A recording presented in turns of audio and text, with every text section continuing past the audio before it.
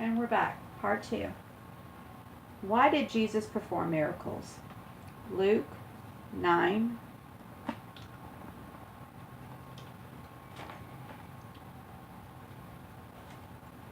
(16 and 17).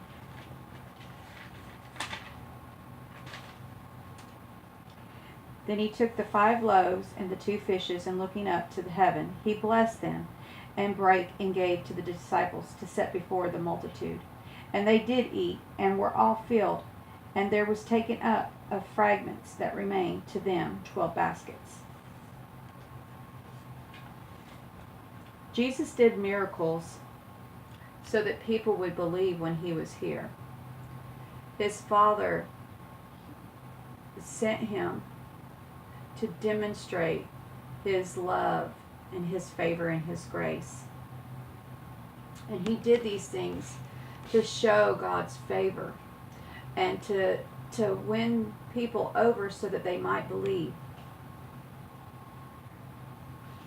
Did Jesus and his disciples just stay in one place? We're going to turn to Matthew 17, verse 20. And Jesus said unto them, because of your unbelief, for verily I say unto you, if ye have faith as a grain of a mustard seed, ye shall say unto this mountain, remove hence to yonder place, and it shall be removed, and nothing shall be impossible unto you. And we're going to go to Luke 9, 5 and 6. And whosoever will not receive you when you go out of that city, shake off the dust from your feet for a testimony against them. And they departed and went through the towns, preaching the gospel and healing everywhere.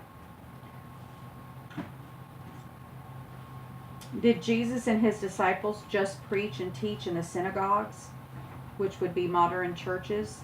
We're going to go to Matthew 23. But woe unto you, scribes and Pharisees, and you hypocrites!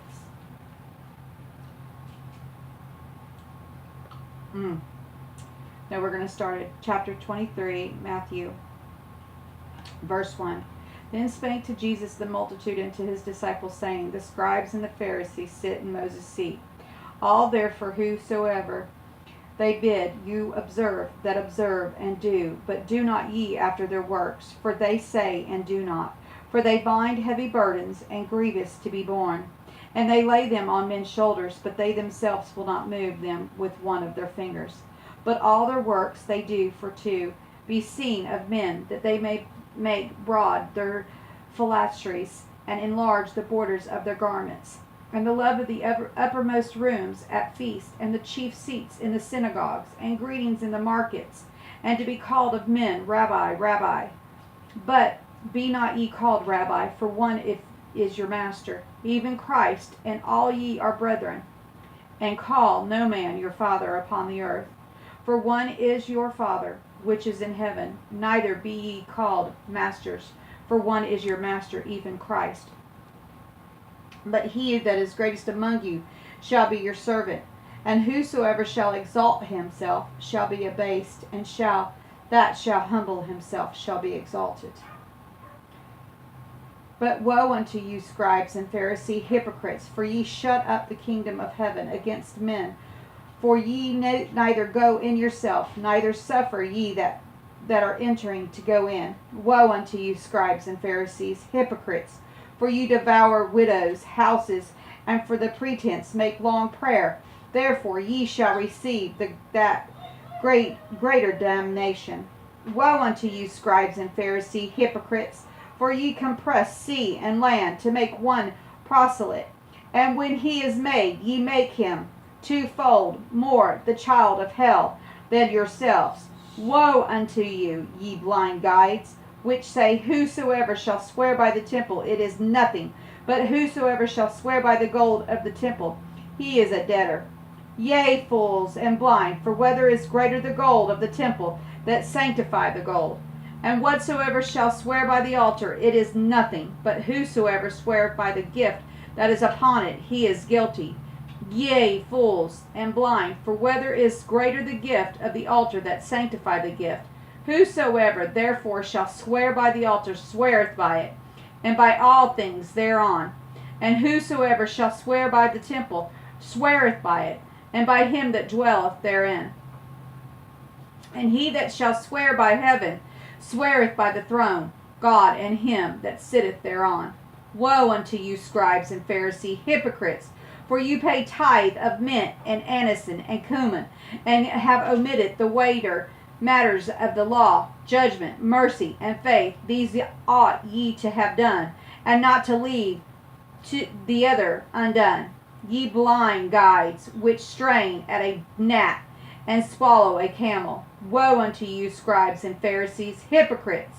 For ye make clean the outside of the cup and the platter, but within they are full of extortion and excess. Thou blind Pharisee, cleanse first that which is within the cup and platter, that the outside of them may be clean.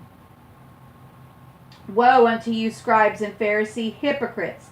For ye are like unto whited sepulchres, which indeed appear beautiful outward, but are within full of dead men's bones, and of all uncleanliness.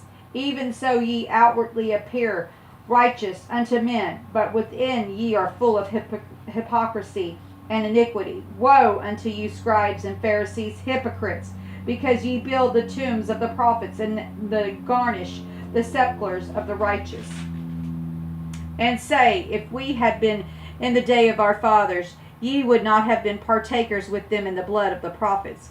Wherefore ye be witness unto yourselves that ye are the children of them which killed the prophets. Fill ye up the measure of your fathers, ye serpents, ye generation of vipers. How can you escape the damnation of hell? Wherefore, behold, I send unto you prophets and wise men and scribes, and some of them ye shall kill and crucify, and some of them ye shall scourge, and in your synagogues, and persecute them from city to city, that upon you may call the righteous blood shed upon the earth, from the blood of the righteous Abel unto the blood of Zacharias the son of Barsha, whom ye slew between the temple and the altar. Verily I say unto you, all these things shall come upon this generation. O Jerusalem, Jerusalem, thou that killest the prophets and stonest them which are sent unto thee, how often would I have gathered thy children together, even as a hen gathereth her chickens under her wings, and ye would not.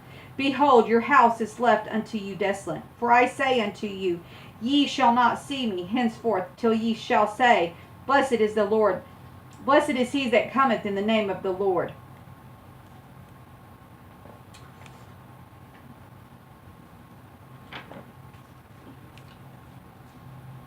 How is the word going to be preached to the world if we sit in one spot and hide in a building and hide behind a pulpit? God is teaching us in this scriptures of 23 that though that you go and sit in your church and you appear to be righteous, that appearance are deceiving. And he is calling those out.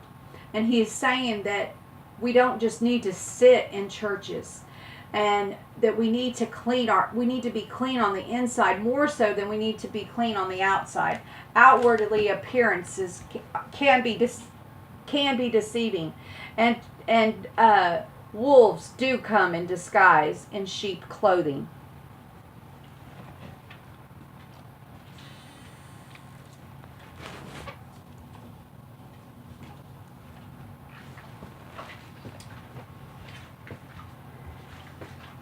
If we sit, and we're gonna go, and we're not gonna sit in a building and hide behind a pulpit. I'm gonna read to you Mark 16:15.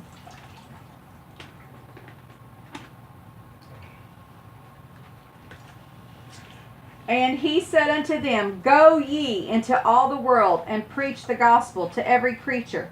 He that believeth and is baptized shall be saved, but he that believeth not shall be damned. If we preach that we are training up disciples, stand behind them, pray for them when they take that leap and step out in faith. James 2:18.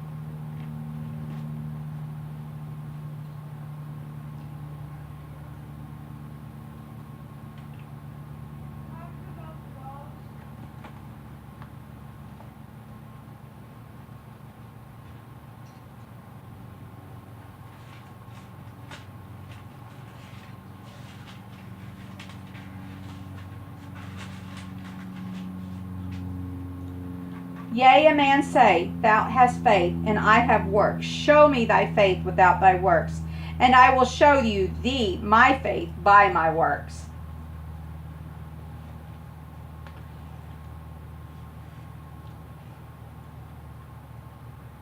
If people want to step up and step out in faith, all those that are in the church, and if they come to you and they tell you these things, you need to step up and help them, support them, pray for them, ask them if there's anything you can do to support them in their efforts, so that they aren't discouraged.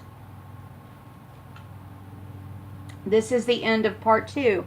I will be back with another video.